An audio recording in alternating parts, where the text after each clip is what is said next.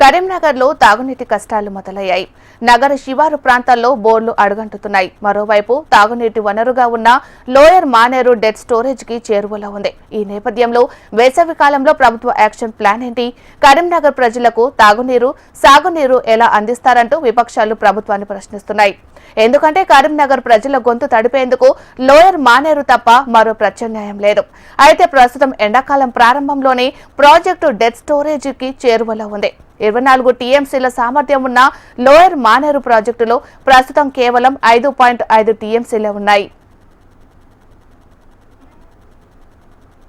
ప్రతిరోజు కాకతీయ కెనాల్ ద్వారా 5,500 క్యూసెక్ నీటిని యాసంగి సాగు కోసం విడుదల చేస్తున్నారు.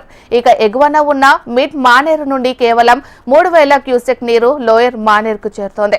రైతుల సాగు కోసం నీటిని వదలడం బాగా ఉన్నప్పటికీ భవిష్యత్ అవసరాల కోసం ప్రభుత్వం ఎలాంటి యాక్షన్ ప్లాన్తో ఉంటుందన్న అర్థం కాని ప్రశ్న.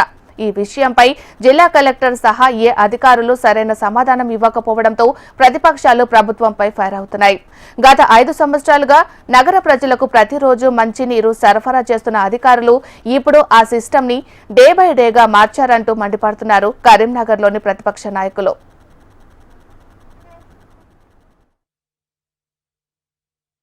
ఆ రోజు గౌరవ ముఖ్యమంత్రి గారు కేసీఆర్ గారు జియో నెంబర్ 885 ఇవ్వడం జరిగింది. జియో నెంబర్ 885 2017 30/10 అక్టోబర్ నాడు 2017 జియో నెంబర్ 885 ఇచ్చిండు.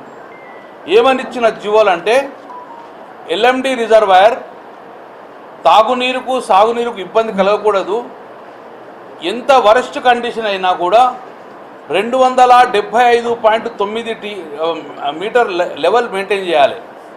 275.97 లెవెల్ మీటర్ అంటే 13 టీఎంసీ నీళ్లకు తగ్గకుండా ఎల్ఎండీలో ఉండాలని చెప్పేసి జియో నెంబర్ 885 జరిగింది.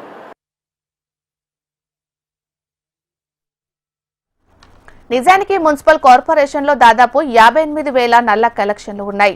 వీటన్నిటికీ మంచినీరు సరఫరా చేయాలంటే 68 MLDల రా వాటర్ అవసరం.